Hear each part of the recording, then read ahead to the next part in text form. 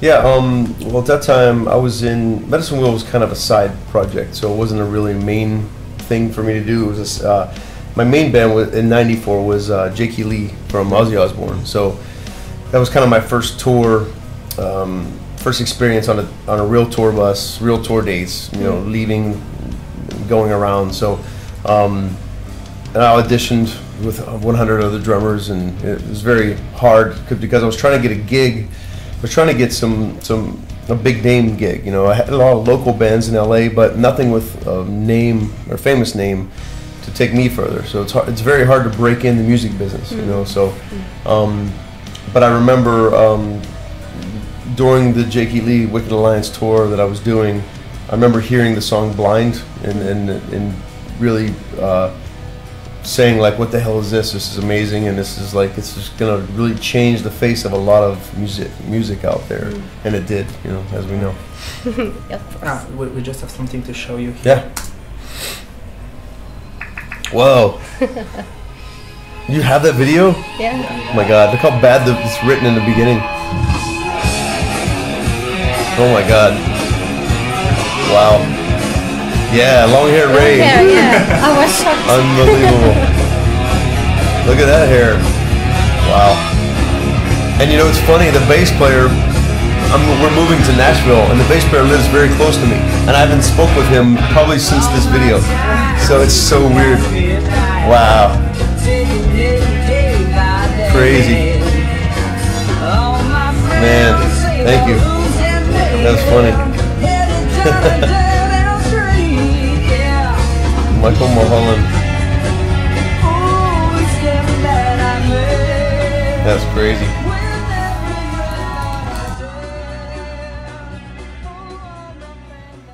A fan. I was probably I probably wasn't as diehard as you guys were. You know, as far as going to see every concert. When they would come in town, I would see every couple times. You know, they would come, but I just loved and appreciated so much the innovation they had, and they had such a different meaning of just music in itself, and it paved so many different ways. And so yeah, I definitely I remember the first time I was a music teacher at Musicians Institute in Hollywood, and I remember when we had the students learn 2 cover songs. One was Nirvana, Teen Spirit, and the other one was Korn Blind. And I remember the students going, "What is this?" Because it was just so weird and unique. But of course it exploded, and then, you know, I was a fan ever since, you know. So I learned to appreciate them. You know, this is my 7th year with the band, and I've definitely learned to appreciate the massiveness of it. You know, Korn's not a band you can just join. You know, it's like for many years I made my living just joining one band and joining another band, and I could adapt very quickly.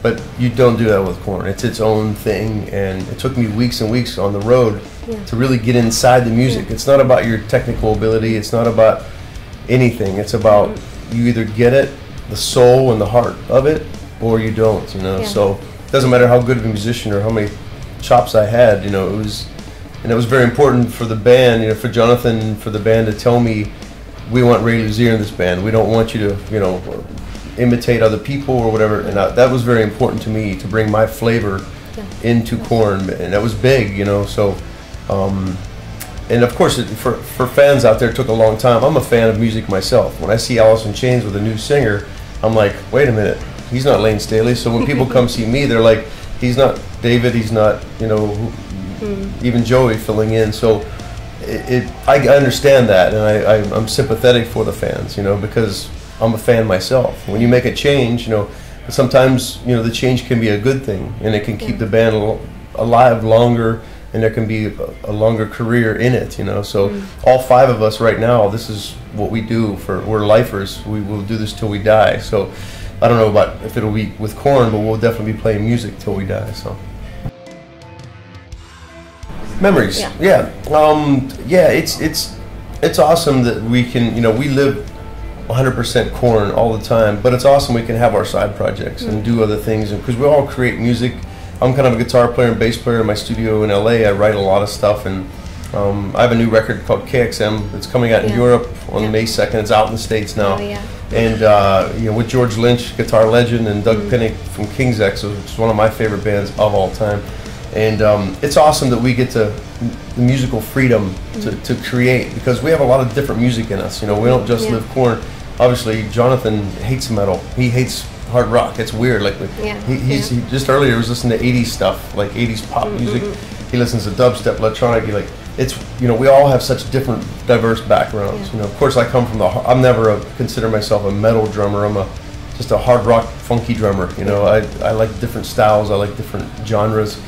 So I'm really proud of the way the KXM come out. That's a lot of that's in me a lot. That kind of a little bit progressive rock, but very soulful and groovy type stuff. You know, so that's very much me. You know, on the new record. So I'm working on a side project with Billy Sheehan right now. Again, we're doing another bass drum record, and we have to keep. It's just the artist in us. We have to keep creating all the time. You know, you know, it's hard because KoRn's so busy. That it's hard to do side projects because we all have families. So when we're off KoRn, we want to spend time with our families. We don't want to just dive into a drum clinic tour and another band, you know, although we somehow manage to do that somehow. So.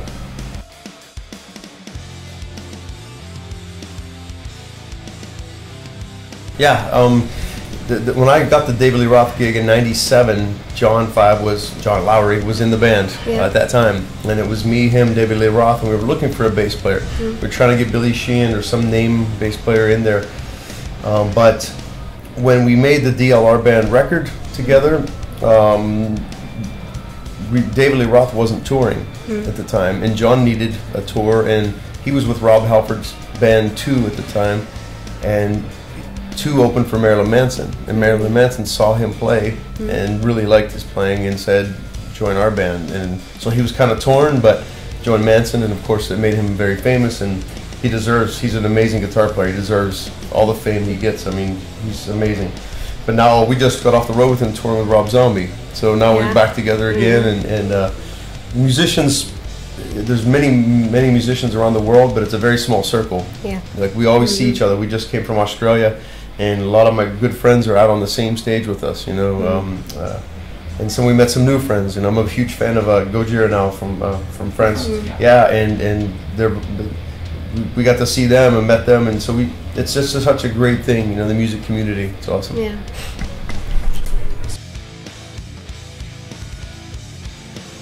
I own the new one. I only have the new one. I need to start getting some more. But man, we watched me and Monkey stand like 5 feet away from them and just watch them, and they're great guys too, man. Man, I'm a huge fan now. They couldn't believe Monkey was standing there. They look over and they were like, because, you know, there's a monkey standing like we're so close. He was like right on watching, you know. And Mario Français, the drummer, is really on way to play in Gojira. It's powerful though. See, I don't like a lot of the metal stuff where the drummer's like barely hits. I like when people get into it and feel it, and those guys feel it, you know.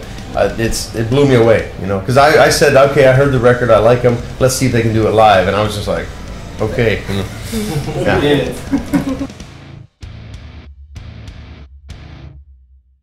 Nice. Nice. Nice. Oh, that's me and Philly's bass thing. It's cool.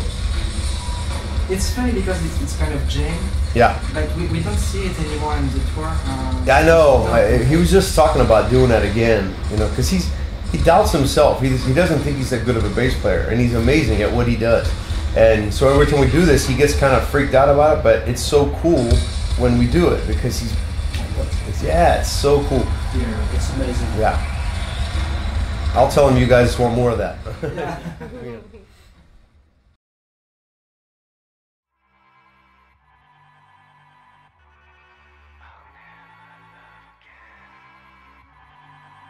It was more interesting the first 2 weeks of playing live because we didn't rehearse. My first couple shows with KoRn, there was no rehearsals at all. So we rehearsed at the venue the day before in Dublin, Ireland, and that was it. So it was like getting used to it very quick. And at that time we were supporting the Untitled record. So, and Terry Bozzio is one of my favorite drummers of all time. So having Terry playing his parts on 5 or 6 of the songs was amazing because it was so. But then I had to learn the old catalog, and It was hard, No, hard. So many things to do. Just a lot of things to do. Yeah, a lot to focus on, a lot to concentrate on. My first official recording with Korn was "Kidnapped to Santa Claus," the soundtrack for Nightmare Before. So that was my first time to say, okay, we're taking a classical composition and making it a hard rock metal song. So it was very challenging, but I'm very happy the way it came out. You know, it's a very cool thing.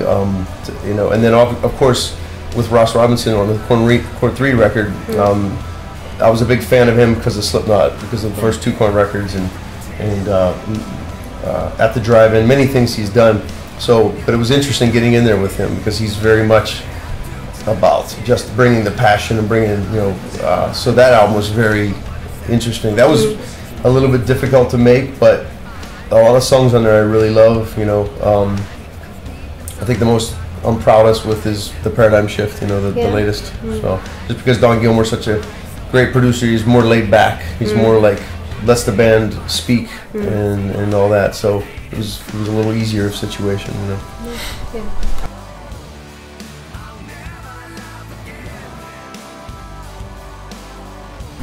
We just did 2 new songs 2 weeks ago, so we're always writing new songs. I don't know about a full-fledged record, but God, the new song, I can't wait till you guys hear the new one. Unfreaking believable. Kind of paradigm shift, or is it between country and paradigm? It's just a new animal. It's like I don't even know how to describe it. John just did vocals on it not too long ago, and we recorded 2 full songs, and I can't say what they're going to come out on yet. So, but you'll hear soon enough, you know. But you're going to be impressed, I think, you know. Yeah. I can't stop singing the new song. I heard it twice, the full version, and it never leaves my head. I can't stop singing it. So that's a good thing, you know.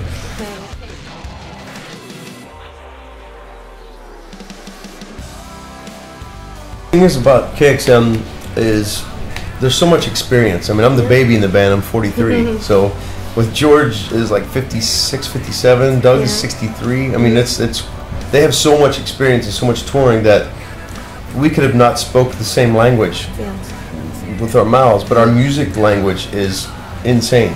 We just get in a room and it just comes out, and we have a song written in minutes. It's crazy.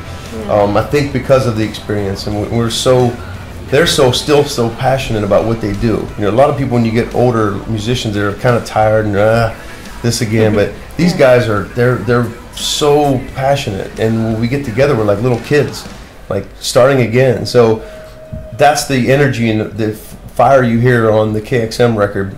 The grooves are so different, and Doug's voice is so soulful, and George has been a legend forever, since the 80s. So yeah, we just had a lot of fun with it, and I think we didn't take it that serious at first. We didn't think we'd be number 31 out of 200 on Billboard charts. Like we just thought, hey, let's write some songs. If it comes out, cool.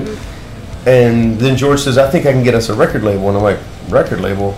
We're actually going to put a record together? We thought we were just having fun. Next thing you know, 12 songs, and then we get a European deal and a Japanese deal. So now it's becoming a worldwide thing, which is awesome, because the biggest fear for a side project when you're proud of it is that it won't get to enough people. Exactly. A lot of people discover it 10, 12 years later, and you're like, what is this thing? But so that's my, I do it myself, So when you just, my biggest, it's great you're talking about it, because you hear about it. It's all word of mouth, and the internet generation, obviously, everything spreads. So if somebody likes something, it will get out, So I'm really happy the way it came out, and we have 2 new videos coming out that are amazing pretty soon, and the Rescue Me video is already out. So.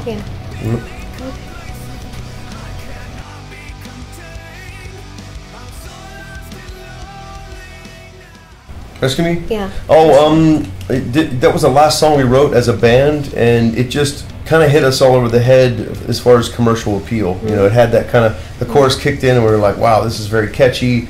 And not that the other songs weren't, but to us it was an obvious decision to just, and then when the video came together, and it just really made sense to release that, So the next 2 singles are going to be Gunfight and Faith is a Room. Thanks, Faith is a Room, my co-manager over there, Sebastian. But the videos are made, when you guys see these videos, it's unbelievable. We have some really good friends helping us out that are huge fans of all of our bands, and they really, they're gonna make you laugh. You'll see. It's gonna be good. Can't wait to. Yeah.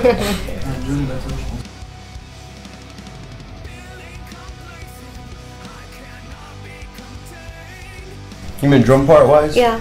No, we kind of, I mean, I respect John a lot because sometimes he'll get an idea, and even though he doesn't play drums every day, he still can sit down on an instrument like that.